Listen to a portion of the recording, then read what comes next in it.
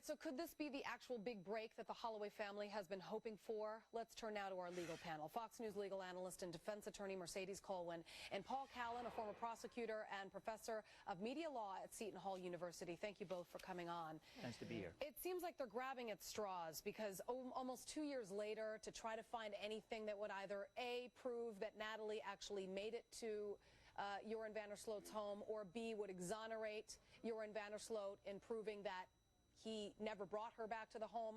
I mean, realistically, Mercedes, grabbing at straws? You are so exactly right. I mean, how crazy is this that it's taken this long? There were accusations that the family may have helped in disposing the body if there was a body to be found 2 years ago. So you go to the home, you dig it. That's what's done primarily. If you know that there's some suspicion that maybe the body was disposed of, you went out to the ocean. Well, what about digging in the home that that has the actual suspect living there?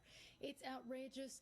Maybe perhaps they can still find forensic evidence. We certainly hear of enough cases where there are cold cases that are solved decades from when the crime actually happened, so maybe there will be a big break. Well, there is that 2-year deadline.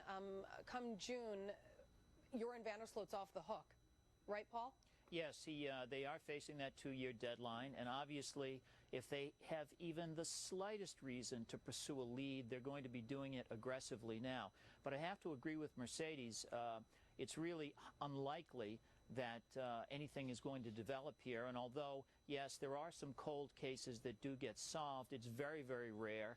Homicide cases are usually solved within 1 to 2 weeks of the commission of the homicide. And I mean, what are the odds here that Natalee Holloway was brought to this home and that she was buried in the home or something like that? I would say they're great odds. Well, I mean, I think that the possibilities are great, considering when I was on the island, there were rumors that the father assisted his son in disposing of the body. These are rumors, but nonetheless, people bury bodies in their backyards. I mean, that is a fact. Well, it is a fact that it happens from time to time, but I would just be so astounded if after all of this time, something of that magnitude would occur and they'd find the body in the house. I just don't think it's going to happen.